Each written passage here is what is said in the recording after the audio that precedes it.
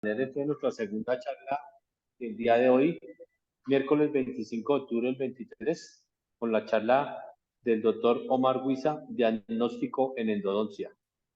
El doctor Omar Huiza es odontólogo de la Universidad de Cartagena, especialista en endodoncia de la Pontificia Universidad Javeriana y docente universitario. En esta Semana de la Salud Bucal, que hemos denominado en honor al doctor Germán Arturo Romero Silva, quien es odontólogo del Colegio Odontológico Colombiano, especialista en administración hospitalaria de la Escuela de Administración de Negocios EAN, magíster en estudios políticos de la Pontificia Universidad Javeriana, máster en aplicación de las nuevas tecnologías de la educación de la Universidad de Barcelona, expresidente del Tribunal Nacional de Ética Odontológica, es líder técnico para la actualización del proyecto de actualización de perfiles y competencias profesionales de la salud del Ministerio de Salud y Protección Social y miembro activo de la Junta Directiva de la Federación Odontológica Colombiana Seccional Bogotá, Cundinamarca actualmente. Entonces, le damos la palabra al doctor Omar Huiza con su espectacular charla que tenemos para el día de hoy, diagnóstico en endodoncia. Doctor Huiza, los micrófonos son suyos y le agradezco mucho los informes y las preguntas las pueden realizar durante la charla o al final de la charla. Muy amable, muchas gracias por su asistencia y colaboración con la Federación Odontológica Colombiana. Doctor Jorge, muchísimas gracias. Muy feliz de compartir con ustedes, muy feliz por esta oportunidad que me han ofrecido de estar en esta Semana de la Salud Oral. Pues no es una ponencia tan espectacular como el doctor Jorge me hace el favor de publicitarla, pues es más bien como una forma en que recordemos y tengamos presente que existe una dualidad en cuanto a la terminología diagnóstica en endodoncia. Tenemos desde el 2009 una terminología tradicional, la que estamos acostumbrados, la que manejamos para llenar los formatos de los RIPS, y desde el mismo año, en el 2009, hubo un consenso internacional en el que se presentaron y se aceptaron a nivel mundial una terminología moderna que se maneja pues a nivel ya de especialización y en muchas partes del mundo, que en Colombia también se utiliza, pero realmente la que necesitamos conocer para llenar los RIPS es la terminología anterior. Bien, para fines de no hacer muy pesada la banda, pues pienso quitar el video, solamente dejar el audio. Ya que me encuentro en estos momentos en la Universidad Cooperativa, pues estamos ya acabando semestre, así que en este momento es un poquito loco la terminación. Entonces me encuentro en este momento en las instalaciones de la biblioteca de la universidad y desde aquí pues pienso compartir la presentación con ustedes. Como preguntaba el doctor Jorge, en cuanto a las preguntas, yo creo que podemos manejarlas al final de la presentación, con mucho gusto podemos responder, entre todos aclarar cualquier cosita, que sea un poco más participativo que simplemente pues presentar la información como tal. Entonces, con su permiso, comenzaríamos este recorderis en la parte de diagnóstico en endodoncia.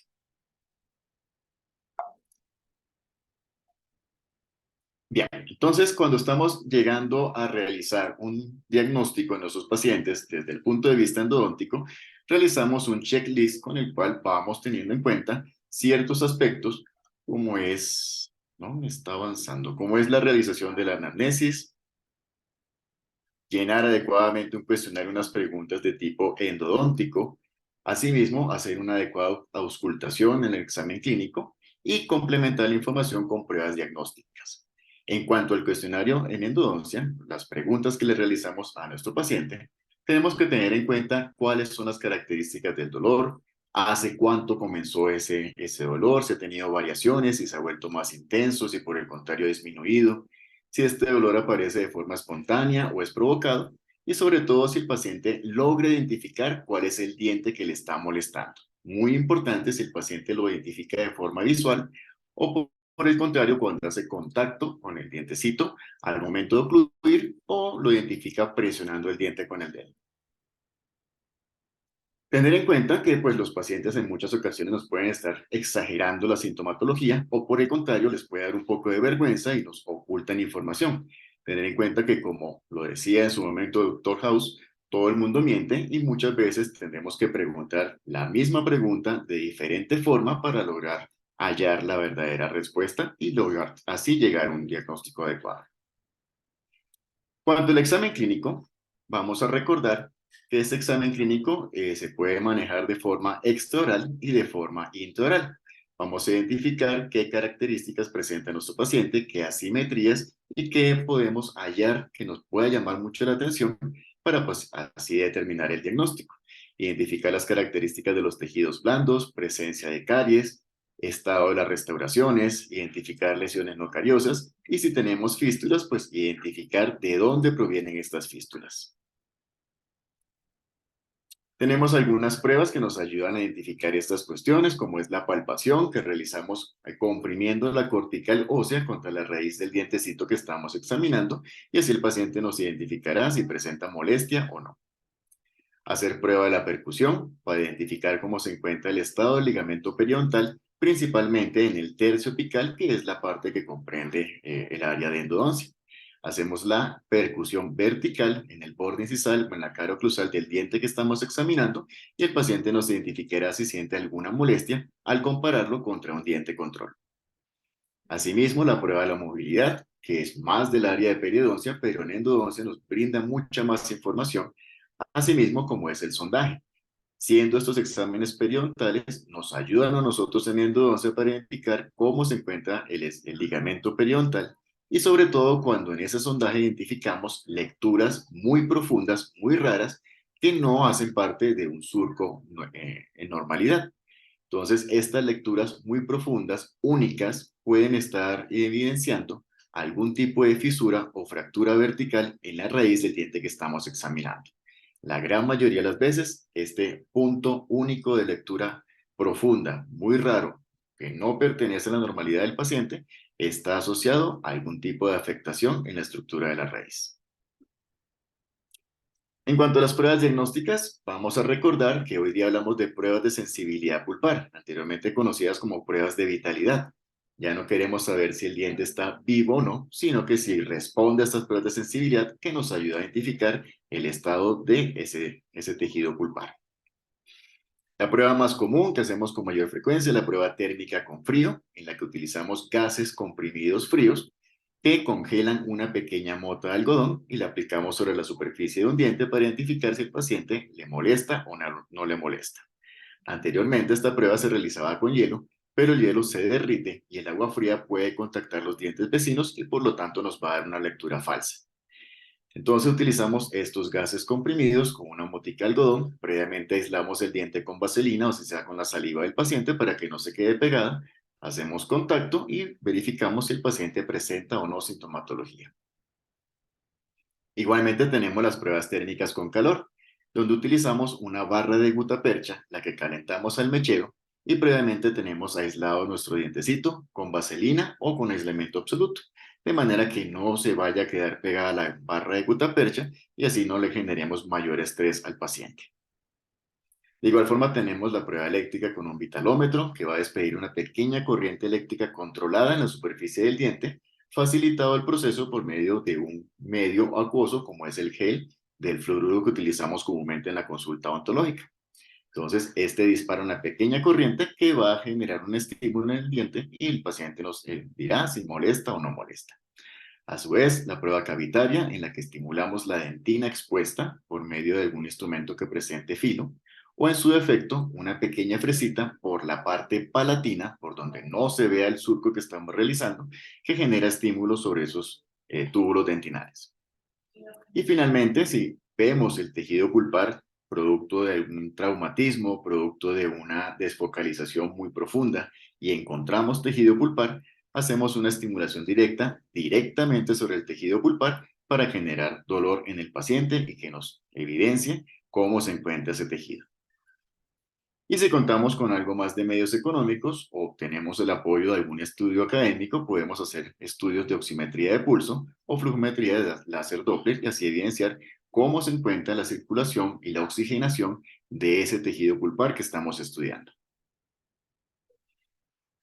Sin dejar aparte la importancia del análisis radiográfico. contar con un juego periapical con diferentes angulaciones al momento que estamos examinando las características radiográficas del diente que estamos examinando es demasiado importante. Y si contamos con la facilidad de hacer una fistulografía, como vemos a la derecha, donde aprovechamos una fístula activa, donde introducimos un pequeño cono de gutapercha número 20, el cual se desplaza por ese tracto sinoso, aprovechando que el tracto sinoso está revestido de epitelio. El paciente no percibe nada, no le duele nada, y nos va a dar mucha más información de cuál es el punto de origen de esa fístula y muy seguramente cuál es el diente que se encuentra afectado. Con todo esto, llegamos entonces a arriesgarnos a proponer un diagnóstico endodóntico. Ese diagnóstico vamos a dividirlo desde su punto de origen pulpar o su punto de origen apical, pero cuyo origen real va a ser alguna afectación que se encuentra al interior del diente. Entonces, esta clasificación diagnóstica de origen pulpar, siempre teniendo en cuenta que tenemos una nomenclatura antigua, la cual demarcamos en este caso en color negro, y una nomenclatura moderna o contemporánea, la cual está presentada con color rojo. Esa nomenclatura anterior o viejita es la que tenemos actualmente en el CIE-10, donde evidenciamos cuál es su nomenclatura y así podemos diligenciar adecuadamente los RIPS cada vez que hacemos atención de un paciente. Entonces llegamos a la pulpa normal o pulpa clínicamente sana, que es una pulpa que no le pasa nada mal. Dientes sin síntomas espontáneos, respuesta positiva a estímulos. Generalmente es el diente que utilizamos como diente control cuando examinamos otro dientecito que se encuentra con alguna afectación. Bien, clínicamente no encontramos caries, si presentes restauraciones son pequeñas, bien adaptadas, sin ningún tipo de afectación.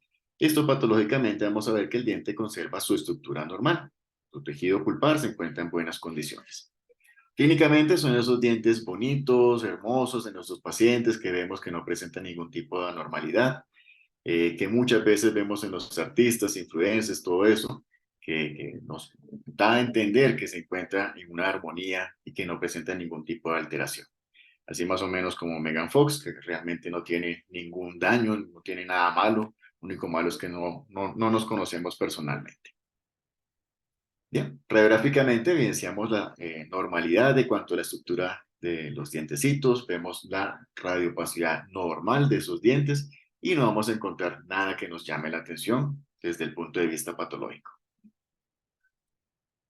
De ahí pasaríamos a un estadio de inflamación que corresponde a la pulpitis, sufijo itis, inflamación del tejido pulpar, el cual se divide de acuerdo a sus características si esa inflamación es de tipo reversible o irreversible. Reversible cuando el tejido pulpar puede volver a un estadio de normalidad y el diente volvería a ser una pulpa normal o una pulpa clínicamente sana. Esta pulpitis reversible se conoce de igual forma en las dos nomenclaturas, tanto moderna como anterior. Aquí encontramos entonces una respuesta positiva rápida a un estímulo provocado, que cesa al retirar el estímulo. Generalmente está asociado en la clínica a caries o restauraciones desadaptadas, lesiones no cariosas o algún tipo de retracción gingival. Es decir, vemos un pequeño deterioro de la capa odontoblástica donde el diente está sensible porque hay dentina expuesta. Vamos a ver en la clínica dientes que presentan algún tipo de restauración pequeña, no adaptada, con defectos en su adaptación, caries de puntos pequeñitos, lesiones no cariosas no muy avanzadas, retracciones gingivales posiblemente asociadas a un trauma leve, es decir, dentina descubierta que está generando la sintomatología. Radiográficamente no vamos a ver un tipo de alteración. Si es la ausencia de la restauración, veríamos dónde se encuentra localizada, pero en las estructuras de soporte no vamos a ver ningún tipo de cambio o alteración de las mismas. Siendo la causa la dentina expuesta, su tratamiento va a ser eliminar esa causa. Es decir, si podemos nuevamente devolver la integridad a la estructura dentaria y tapar esos túbulos que se encuentran descubiertos, muy seguramente la sintomatología cesa y el tejido pulpar vuelve a un estadio de normalidad. De ser el caso, haríamos una protección dentino-pulpar indirecta, siendo el caso de cavidades un poco más profundas, donde ya estemos muy cercanos a la cámara pulpar. Bien, de un estadio reversible pasaríamos a un estadio de irreversibilidad, es decir, donde hagamos lo que queramos hacer, la pulpa dental ya se encuentra muy afectadita y tristemente ya no puede volver a un estadio de normalidad. Es decir, ya no puede volver a ser una pulpa clínicamente sana o una pulpa normal. Entonces hablaríamos entonces de una pulpitis irreversible, donde se subdivide dependiendo del estadio en que se encuentre. Es decir, tenemos una fase aguda, una fase inicial y una fase tardía o una fase crónica. Hablando de nomenclatura tradicional, hablaríamos de una pulpitis irreversible aguda. Aguda en cuanto a término de duración, es decir, un par de días, donde el paciente experimenta un dolor bastante importante. Y es el paciente que se acerca a la consulta para ser atendido lo más pronto posible. En la terminología moderna, el término se adaptó a sintomática, es decir, un paciente que presenta un dolor bastante importante que lo hace acudir rápidamente a esa consulta. Entonces, pulpitis irreversible sintomática hace analogía a la pulpitis irreversible aguda. Pues tenemos un dolor moderado a severo, referido, espontáneo o provocado por cambios térmicos o posturales. Es decir, tomar cositas calientes, tomar cositas frías va a generar la aparición de esta sintomatología. Y hay pacientes que al cambiar de posición, agacharse o acostarse, va a generar aumento de la sensibilidad. Es un dolor bastante persistente, asociado en la clínica a una caries profunda, restauraciones desadaptadas, a trauma o a eventos iatrogénicos. En la clínica podemos encontrar entonces evidencia de caries profunda, evidencia de traumatismo con exposición del tejido pulpar, o cuando estamos haciendo una atención del paciente, desfocalización de una caries, pues tristemente encontramos un cuernito pulpar y de allí evidenciamos el compromiso de esa pulpa dental. Radiográficamente podríamos evidenciar la presencia de restauraciones profundas con o sin compromiso del espacio de la cámara pulpar, evidencia radiográfica de traumatismos con afectación directa de esa cámara pulpar, lo cual va a generar su pronta atención. El tratamiento entonces sería la terapia endodóntica, ya que el tejido pulpar no puede revertir a un estadio de normalidad, ya tendríamos que hacer la terapia endodóntica. O en su defecto, una pulpotomía o una pulpectomía, es decir, la remoción parcial del tejido pulpar, en lo que ya en una próxima atención Doctor, hacemos el tratamiento endodóntico completo. ¿Sí? doctor, nos piden que si puede ir un poquito más despacio, por favor. Ah, ok, claro que sí. Gracias. Muy bien. Entonces continuamos con la pulpitis irreversible asintomática en terminología moderna o pulpitis irreversible crónica, que es la terminología anterior, la terminología viejita, donde crónico hace alusión a que es una fase o un evento ya tardío, donde seguramente el paciente ya no presenta tanto dolor o ya se ha acostumbrado a la sintomatología. En la terminología moderna hace alusión a hacer una pulpitis irreversible asintomática, donde no nos podemos dejar confundir por la etimología de la palabra, donde asintomático es que no experimenta ningún dolor. Es un paciente que no le duele o no le duele importante, pero cuando se estimula el tejido pulpar va a presentar dolor. Si hacemos las pruebas de sensibilidad pulpar a un diente con pulpitis irreversible asintomática, sí le va a doler, va a evidenciar que es un tejido pulpar que está vivo. Bien, entonces es paciente que no le duele o le duele muy poquito, con eventos de corta duración, pero que aumenta con los cambios térmicos. Paciente que se toma algo frío, que se cepilla los dientes, va a evidenciar que lleva algo de tiempo o mucho tiempo experimentando este tipo de sintomatología. Clínicamente podemos encontrar caries de larga evolución, restauraciones extensas, paciente que fue sometido al recubrimiento pulpar directo, donde en muchas ocasiones muy probablemente ese tratamiento puede fracasar. Sea una exposición pulpar y no se logra controlar adecuadamente el sangrado, la presencia de microorganismos o ya está muy afectado el tejido pulpar, tristemente el recubrimiento pulpar directo desencadenaría un evento de una pulpitis irreversible asintomática o crónica. Y paciente que también haya experimentado algún tipo de trauma podría llevar a ese tipo de patología. Histopatológicamente encontraremos presencia de macrófagos, linfocitos, células plásticas y en alguna manera tejido de granulación al interior del tejido pulpar. Son los pacientes que en la clínica podemos evidenciar con caries bastante evidentes, bastante grandes, facetas de desgaste por atrición, tal vez en estadio 3, lesiones no cariosas bastante importantes a nivel cervical, caries nuevamente, eventos traumáticos, es decir, ya un compromiso mucho más importante, una mayor afectación que seguramente ya está comprometiendo el tejido pulpar. Radiográficamente veríamos entonces la evidencia radiográfica de esas lesiones cariosas profundas, de los eventos traumáticos, de restauraciones que son un poco más agresivas. Bien, la pulpitis irreversible crónica ya conocemos que se subdivide en 3 pequeñas divisiones. Es decir, de acuerdo a sus características clínicas, vamos a subdividirla en la medida que se pueda subdividir. Entonces encontraríamos la primera subdivisión, que es la pulpitis hiperplásica. Esta pulpitis se presenta con un cuadro que no genera dolor o que esa sintomatología puede ser leve. El paciente cuando come experimenta algo de disconfort, algo de molestia, porque el bolo alimenticio está presionando un tejido que le sale del diente. Si el bolo alimenticio, lo que está comiendo, lacera ese tejido, posiblemente va a presentar hemorragia, la cual tiende a ser bastante abundante, ya que es un tejido que está ampliamente vascularizado. Clínicamente vamos a encontrar un diente que presenta una caries de larga evolución y desde allí un crecimiento del tejido pulpar en forma de coliflor. La cámara pulpar ha perdido su protección del techo y el tejido pulpar se ha salido de la cámara pulpar, se puso chismoso y se puso a mirar qué pasaba en la cavidad oral. Ese tejido se fibrosa, se protege en la parte superficial y de alguna manera logra sobrevivir a pesar de que ya no se encuentra en la cámara pulpar.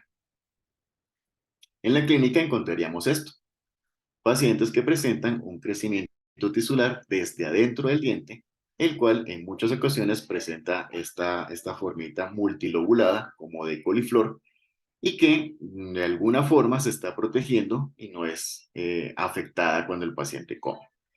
Salvo que lo estimulemos, lo presionemos, lo puncemos o lo laceremos de alguna forma, pues evidenciaríamos ese sangrado.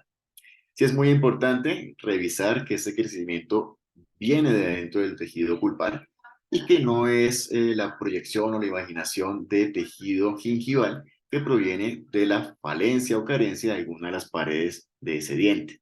Entonces, con una sondita periodontal vamos a explorar el contorno de este tejido para saber si viene de la encía vecina o si viene del interior de ese dientecito. La segunda subdivisión es la pulpitis irreversible crónica reabsorción interna. En este caso, vamos a encontrar que cuando está en un estadio inicial, va a ser asintomático. El paciente no es consciente que está presentando algún tipo de patología. Cuando ya avanza en el tiempo, va a ser un poco más sintomática en la medida que el paciente experimente cambios de temperatura o en la medida que genere algún tipo de estímulo adicional sobre este tejido. Cuando estamos en estadios avanzados, evidenciamos una coloración rosada en la porción cervical. Aquí el tejido pulpar está reabsorbiendo la dentina desde adentro hacia la parte más superficial, hacia afuera.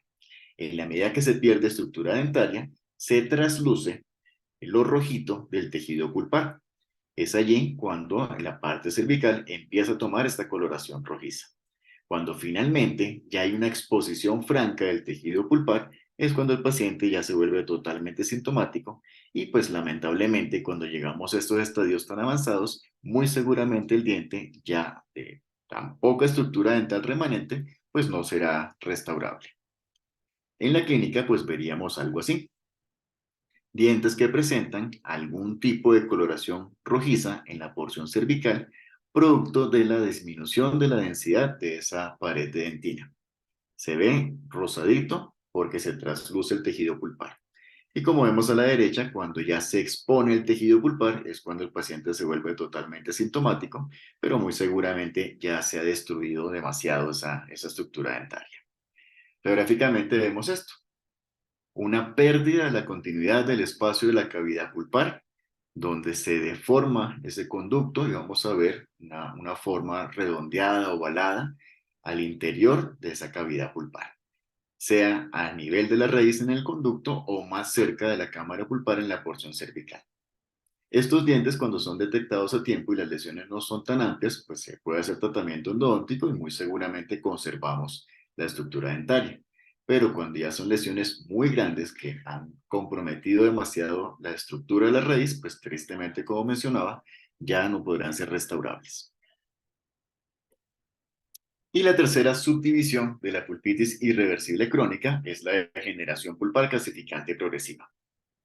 En esta, el paciente es totalmente asintomático y muchas veces se acerca a la consulta por motivos estéticos. El paciente consulta porque considera que el diente ha cambiado de color, se le ve más oscuro.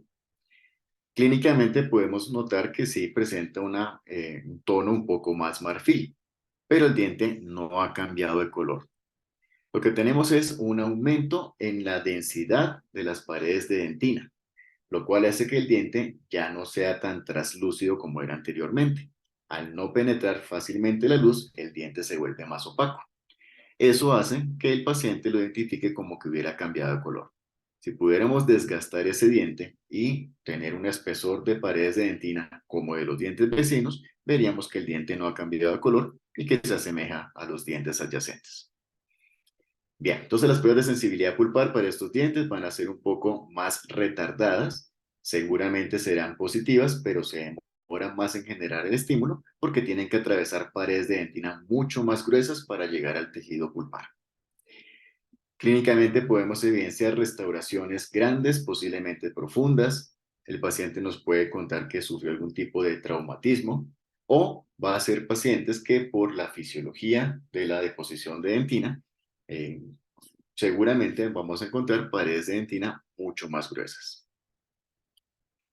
Radiográficamente podemos evidenciar la disminución del volumen de esa cavidad pulpar, sea a nivel de la corona en la cámara pulpar o sea a nivel de la raíz en el sistema de conductos radiculares. Entonces lo que vemos son dientes que no evidencian espacio al interior de la cavidad pulpar o que apenas alcanza a identificar una pequeña línea. En la medida que logremos identificar este tipo de patología a tiempo, muy seguramente el espacio no ha colapsado por completo y podemos hacer un tratamiento endodóntico. Pero cuando ya no se evidencia luz del conducto, lo ideal es sencillamente hacerle seguimiento y control para evidenciar que no presenten ningún tipo de patología apical. Muchas veces no vemos el conducto en una radiografía, pero el conducto permanece allí. Ese tejido pulpar, si llegase a morirse y contaminarse por bacterias, posiblemente más adelante puede presentar algún tipo de patología periapical. Entonces, es bueno hacerles control y seguimiento, periódicamente invitar al paciente a que hagamos un control y con eso verificamos que no está presentando una patología adicional. Muy bien. Luego de esto llegaríamos entonces al último diagnóstico de origen pulpar, que es la muerte del tejido pulpar. La necrosis pulpar, misma terminología en las dos versiones, contemporánea y tradicional, donde el paciente es totalmente asintomático. El tejido pulpar se murió y ya no va a presentar respuesta a los estímulos. Sin embargo, en algunas investigaciones se ha encontrado que la fibra nerviosa permanece viable hasta 6 meses después de la muerte del tejido pulpar. Pues en algunas ocasiones nos puede dar un falso positivo donde el diente aún es sensible, pero el tejido pulpar ya ha muerto. En algunos casos podemos encontrar una respuesta leve a la perfusión, donde el tejido del ligamento periodontal en la porción apical se vuelve un poco sensible como respuesta a todo el tejido pulpar que se ha necrosado. En la clínica podemos encontrar dientes con algún grado de pigmentación coronal. No en todos los casos, no todo diente con muerte del tejido pulpar se va a pigmentar, pero cuando el diente está pigmentado, posiblemente esté relacionado a una necrosis pulpar. La respuesta debería ser negativa a las pruebas de sensibilidad pulpar, paciente que presente caries profunda, en algunos casos se ve expuesto el conducto al interior de la raíz, y histopatológicamente pues evidencia la destrucción de los tejidos. En la clínica encontramos esto. Dientes que presentan destrucción coronal, compromiso por caries profundas, en algunos casos pigmentación de la corona, pero nuevamente traigo a colación que no todo diente con necrosis pulpar obligatoriamente se pigmenta su corona.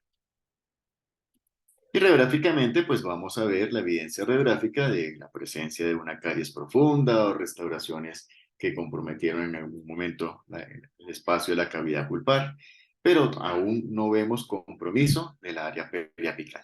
Toda la patología se encuentra a nivel de corona. Tradicionalmente encontramos este cuadrito en el cual se asocia la intensidad de la respuesta a los estímulos con frío o calor, y pues siempre hemos evidenciado que la mayor respuesta la vamos a encontrar en la pulpitis irreversible aguda o pulpitis irreversible sintomática.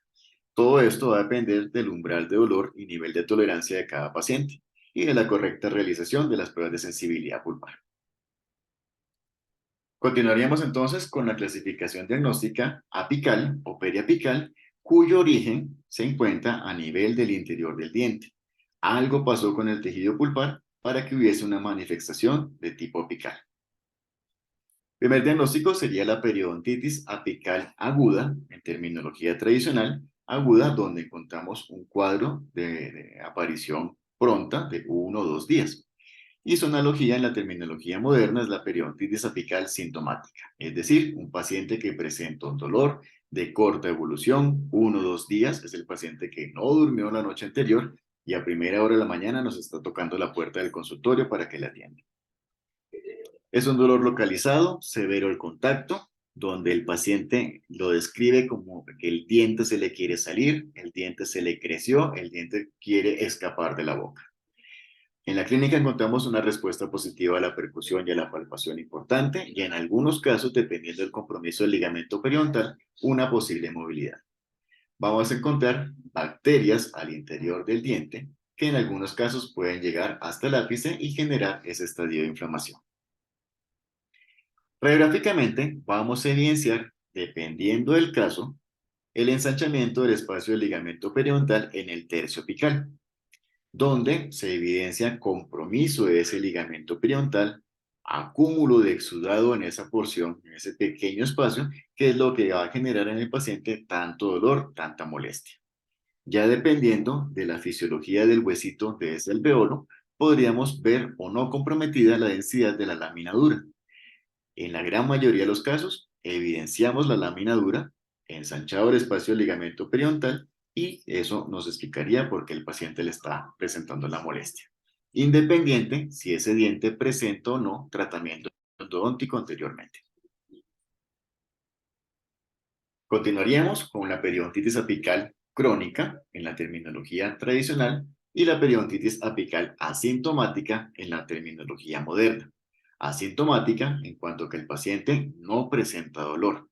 Se pasó de un estadio agudo donde sí le dolía de forma importante y con el paso del tiempo ya hubo lisis del huesito adyacente en la porción periapical, se generó un nicho donde podía almacenarse el exudado que presentaba o que le generaba tanto dolor y de esta forma el paciente ya se acostumbró y le dejó de doler tanto.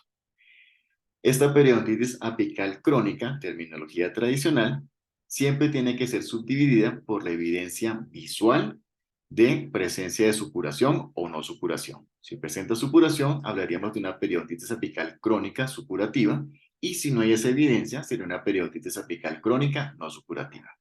Subdivisión que no tenemos que hacer con la terminología moderna.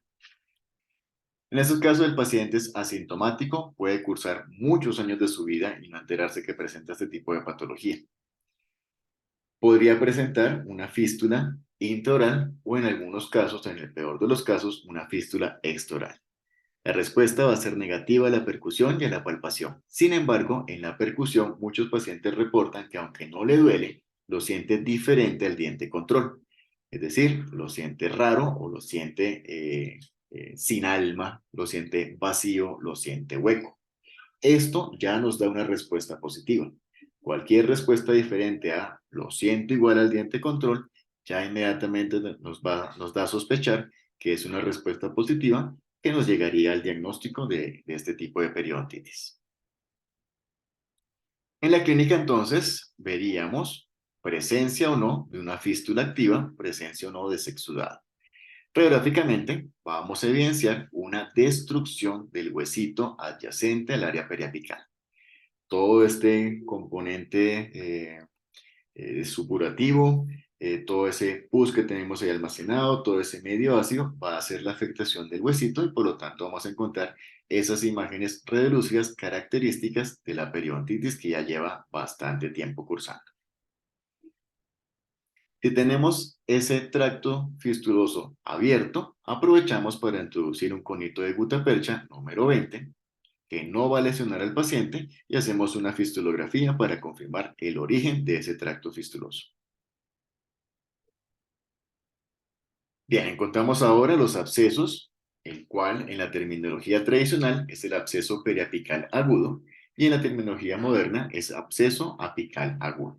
Es decir, una patología de corto tiempo de evolución, 1 o 2 días, que va acompañado de un dolor pulsátil, intenso, con mayor respuesta a la presión y en muchos casos acompañado de malestar general y fiebre. Es una inflamación de corta evolución que muchas veces está acompañado de algo de movilidad dentaria, respuesta positiva a percusión y palpación. Es un paciente que experimenta mucho dolor por el grado de inflamación que presenta. En la clínica encontramos esto, una zona de inflamación adyacente a la ubicación del ápice de ese diente que está comprometido. El componente supurativo va a tratar de salir por la zona que menor resistencia puede encontrar. Entonces, por donde le quede más facilito, va a buscar por dónde salir. Nuevamente, independiente que el diente presente o no tratamiento endodóntico anteriormente. En estos casos, va a ser aconsejable hacer el drenaje de este pus que tenemos ahí almacenado. Lo que más le molesta al paciente es esa inflamación, por lo tanto, tenemos que ayudarle drenando ese pus que tenemos allí. Acto seguido, ya entraríamos a hacer la atención de la pulpectomía, la atención de la descontaminación de esos conductos del diente. De un estadio agudo, pasaríamos a un estadio crónico si de alguna manera el paciente toleró tanto dolor o si se administró analgésicos, se automedicó con analgésicos y de alguna forma soportó ese tipo de patología. Hablaríamos entonces de un absceso apical crónico. Es el paciente que, como decíamos, soportó la molestia y en este momento no le está doliendo, o presenta muchos cuadros de inflamación y drenaje espontáneo, o él solito va al baño, se mira dónde está la zona inflamada y solito se hace drenaje presionando en la zona. Entonces, cuando el paciente nos reporta esto, que se presentan estadios con mucha frecuencia de inflamación y drenaje espontáneo o que él se lo drena, pues ya estaríamos sospechando que hablamos de un absceso apical crónico. Asintomático o con muy poquito dolor, acompañado de descargas de pus que producen mal sabor de la boca. El paciente que se despierta en la mañana y pues presenta ese mal sabor porque seguramente durante la noche hubo ese drenaje espontáneo. Inflamación persistente, fístula en mucosa y en algunos casos muy graves, fístulas en piel, asociado o no a fracaso endodóntico. Entonces, este paciente que podemos encontrar con inflamación persistente de mucho tiempo de evolución, que el paciente nos reporta que se drena espontáneamente o él solito lo realiza. Si tenemos la oportunidad de introducir el conito de gutapercha, hacemos la fistulografía para confirmar el origen de la lesión. Abscesos un poco más importantes con evidencia ya extraoral. Y como mencionábamos, la fístula extraoral, que pues va a ser bastante, un compromiso bastante importante, que pues vamos a tener que hacer manejo con un maxilofacial para que pueda hacer ese abordaje de piel. Muy bien, y llegaríamos en la parte final a esos casos en los que tenemos dientes que ya no presentan tejido pulpar porque posiblemente fueron atendidos en una consulta de urgencia, se le hizo la pulpectomía, el paciente nunca regresó para terminar el tratamiento endodóntico y pues reaparece tiempo después en otra parte, pues no tenemos tejido pulpar al interior del diente para hacer un diagnóstico. O diente que ya fue tratado endodónticamente, presenta gutapercha al interior del diente y pues la gutapercha no nos sirve para hacer un diagnóstico, no podemos hablar de gutaperchitis. En este caso entonces lo que hacemos es hacer préstamo de un diagnóstico periodontal de la zona periapical. Entonces, hablaríamos de un periodonto apical sano en terminología tradicional o de tejidos apicales normales en la terminología moderna. A este diagnóstico periodontal del área apical, de ese tercio apical, vamos a pegarle el hallazgo endodóntico para convertirlo en un diagnóstico endodóntico. De ahí encontramos entonces el diente previamente tratado en terminología moderna o diente con tratamiento endodóntico previo en la terminología tradicional. Entonces, pegando estos dos, el diagnóstico periodontal con el hallazgo endodóntico, creamos el diagnóstico endodóntico para esos casos en los que ya no tenemos tejido pulpar al interior del diente y el periodonto se encuentra en perfectas condiciones. Hablaríamos entonces de diente previamente tratado con tejidos apicales normales o diente con tratamiento endodóntico previo con el periodonto apical sano. Totalmente asintomático, como no hay tejido pulpar, las pruebas de sensibilidad pulpar van a ser negativas y el diente se encuentra restaurado o presenta algún tipo de restauración defectuosa, o en el peor de los casos, el conducto puede estar expuesto.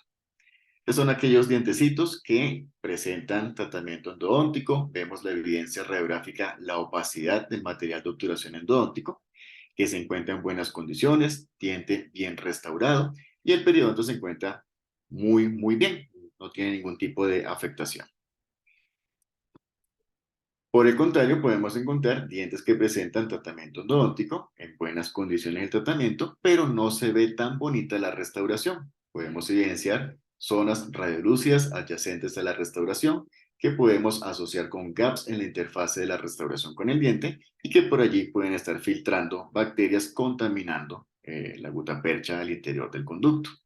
Ya cuando tenemos algún grado de compromiso por bacterias, pues sería muy arriesgado decir que tan poquito de la gutapercha está contaminada. Lo ideal es retirar toda la gutapercha, desinfectar la zona y pues hacer un retratamiento endodóntico.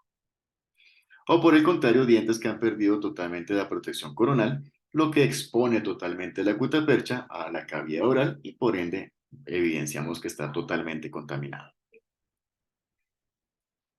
Y finalmente, aquellos casos en los que solamente se hizo la pulpectomía y tristemente el paciente no volvió para continuar el tratamiento endodóntico, hablaríamos entonces de dientes con terapia previamente iniciada y tejidos apicales normales en terminología moderna, o diente con tratamiento endodóntico iniciado y periodonto apical sano. Nuevamente va a ser asintomático, las pruebas de sensibilidad pulpar son negativas porque no hay tejido pulpar y el diente puede presentar una restauración temporal, sea un cemento, sea un diente provisional en acrílico, pues algún tipo de restauración. Es el diente que vemos que no presenta evidencia radiográfica de techo de la cámara pulpar. Se evidencia que esa cámara pulpar es mucho más amplia, mucho más radiolúcida porque ha sido trabajada cuando se hizo el acceso cameral y la instrumentación de los conductos con las limas.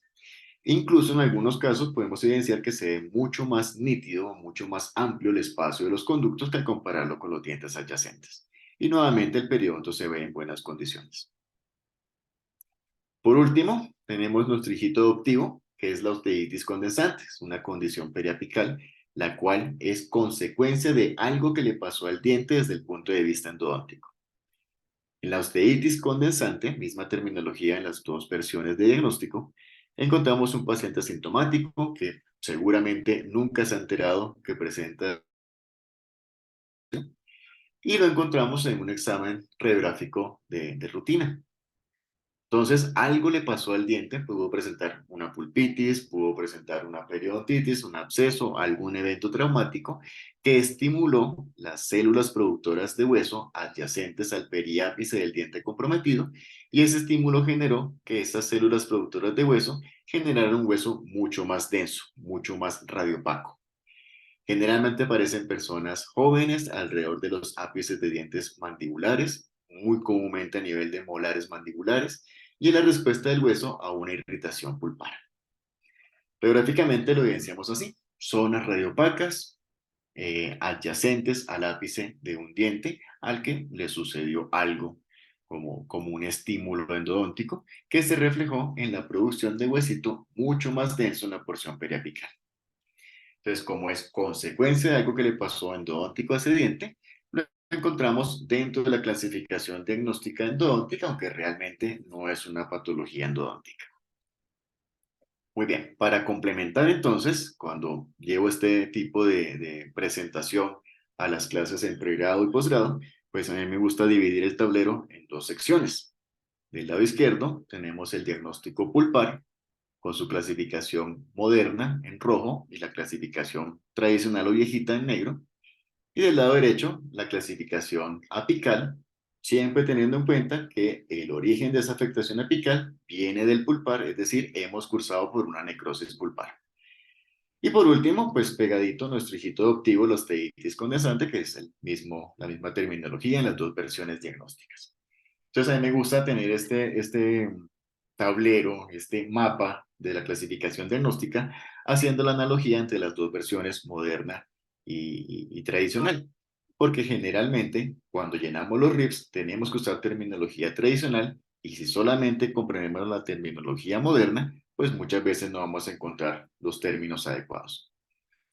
Entonces, este mapita nos ayuda a comprender cómo debemos traer la información recaudada del paciente con la auscultación, con la revisión, con la anamnesis, con las pruebas diagnósticas, las pruebas de sensibilidad pulpar, y toda esta información traerla como si estuviéramos jugando uno de estos jueguitos de mesa club para encontrar el culpable. Vamos a encontrar cuál es el diagnóstico culpable que está afectando ese diente. Entonces, trayendo un pequeño ejemplo, casito clínico muy sencillo, en el que la idea es identificar cuál es la información más pertinente, más importante, para así llevarlo a ese mapa que vamos a ver. Entonces, una paciente femenina asintomática reporta la última visita al odontólogo hace 2 años por operatoria en Palatino. Las pruebas de sensibilidad pulpar son negativas, respuesta negativa a percusión y palpación, y radiográficamente se evidencia un leve ensanchamiento del espacio del ligamento periodontal. Recalcamos qué información es pertinente o cuál puede ser un poco más importante en cuanto a que es asintomática, las pruebas de sensibilidad pulpar, perdón, son negativas y la respuesta a la percusión y palpación es negativa. Entonces traemos nuestro mapa nuevamente, nuestro tablerito, y vamos a ver dónde podemos incluir esa información recaudada del paciente para hallar el diagnóstico. Muy bien, las pruebas de sensibilidad pulpar entonces son negativas, así que la información que tiene que ver con pulpa viva la podemos borrar. Nos quedamos solamente con necrosis pulpar, es decir, pulpa muerta en adelante. Y teniendo en cuenta la información recaudada, en cuanto a que es asintomática, percusión y palpación son negativas, sabemos entonces que no hay afectación del periodonto. Así que la columna de periodontitis y de absceso podemos eliminarla. Nos quedarían solamente dos opciones, necrosis pulpar o cuando tenemos dientes que han sido trabajados endodónticamente, pero el periodonto se encuentra en buenas condiciones. Como no hay ninguna referencia a esa actividad, sabemos que la paciente no fue atendida desde el punto de vista endodóntico, la única opción viable va a ser la necrosis pulpar. Entonces, recalcando información o teniendo información más pertinente, podemos saber dónde acomodar o con qué pistas llegar al culpable que está generando esa afectación en el diente del paciente. Otro casito, paciente asintomático que pierde una restauración incluso lingual hace 1 año aproximadamente, presenta molestia durante la masticación. Se evidencia clínicamente un crecimiento tisular al interior de la cavidad y al hacer las pruebas de sensibilidad pulpar nos da una respuesta positiva. Entonces traemos o recalcamos qué información es pertinente y la traemos entonces a nuestro mapa nuevamente. Asintomático, crecimiento tisular y prueba de sensibilidad positiva. Quiere decir que la pulpa está viva. Así que todo lo que tiene que ver con pulpa muerta la podemos quitar. Teniendo ahí nuestra radiografía, podemos evidenciar cómo se encuentran las características propias de este dientecito y el compromiso que presenta radiográficamente el espacio de la cámara pulpar. Así que también podemos quitar la pulpa normal o pulpa clínicamente sana. Ya nos quedamos solamente con la única opción viable, la columna de las pulpitis.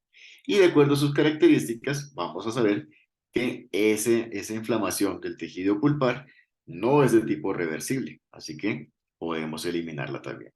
Ya nos quedamos con una pulpitis irreversible que seguramente para llegar a ese estadio tan avanzado tiene que haber cursado durante mucho tiempo. Así que no va a ser una pulpitis de tipo agudo, que es de corta evolución.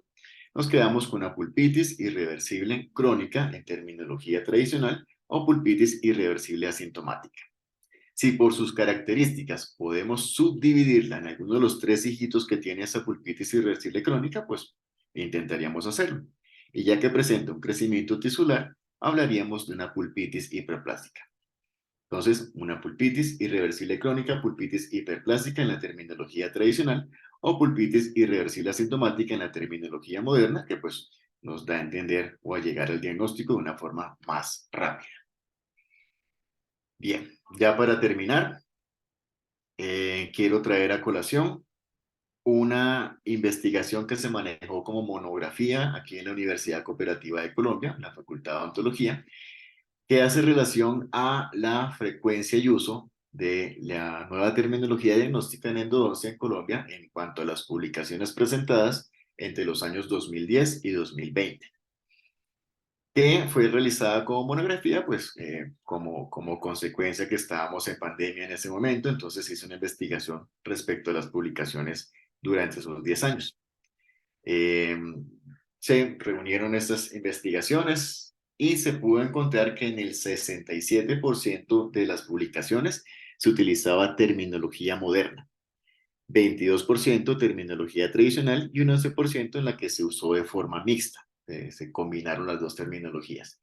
Eso nos da a entender que es más común hablar de terminología moderna y pues lo evidenciamos en las universidades donde es más común enseñar y aprender con la terminología moderna, pero cuando vamos a diligenciar los RIPS tenemos que usar la terminología tradicional porque pues aún estamos con esta clasificación CIE 10.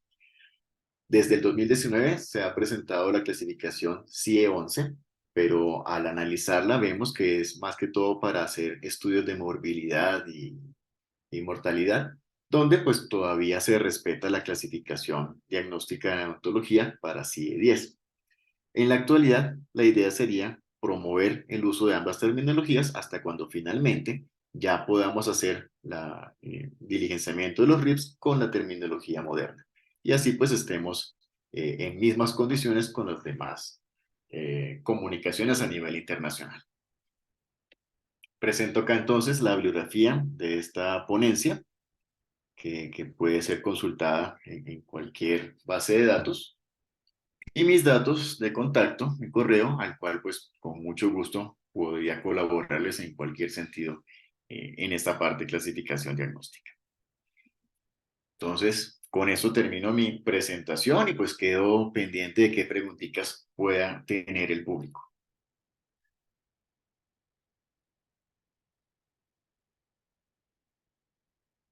Gracias, doctor. En este momento voy a habilitar los micrófonos para que la persona que quiera hacer su pregunta nos la dé. Claro que sí.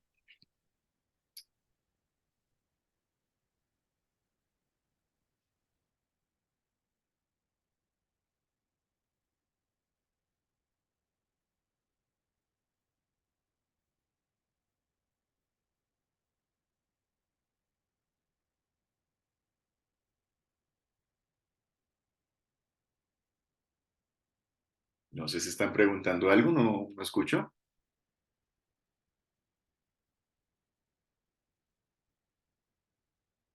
No, doctor, permítame un segundito que no he logrado activar el audio. Ah, ok.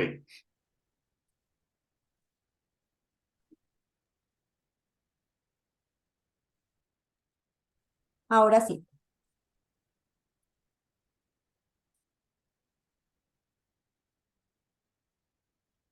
Doctor, muchísimas gracias por su charla, doctor Omar. Muy amable, excelente. Repasamos y aprendimos muchísimas cosas. Si no tienen preguntas, entonces les agradecemos muchísimo su asistencia y al doctor la colaboración con la Federación Odontológica Colombiana en esta Semana de la Salud Bucal. Y me resta invitarlos a las 2 de la tarde después del almuerzo para la charla del doctor Giovanni Medina, ortodoncia en paciente periodontalmente comprometido. Muy interesante la charla. Doctor Huiza, feliz fin de semana y muchísimas gracias. Lo esperamos con la Federación más a menudo. Claro que sí. Muchísimas gracias. Bendiciones para todos y espero que tengan muchos éxitos en esta semana. Adiós. Gracias, doctor.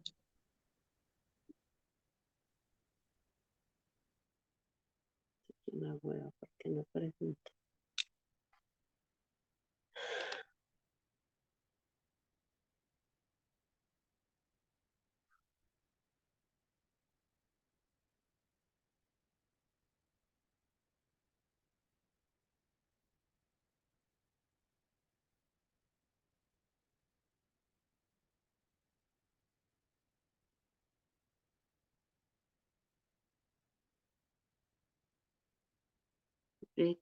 Fox.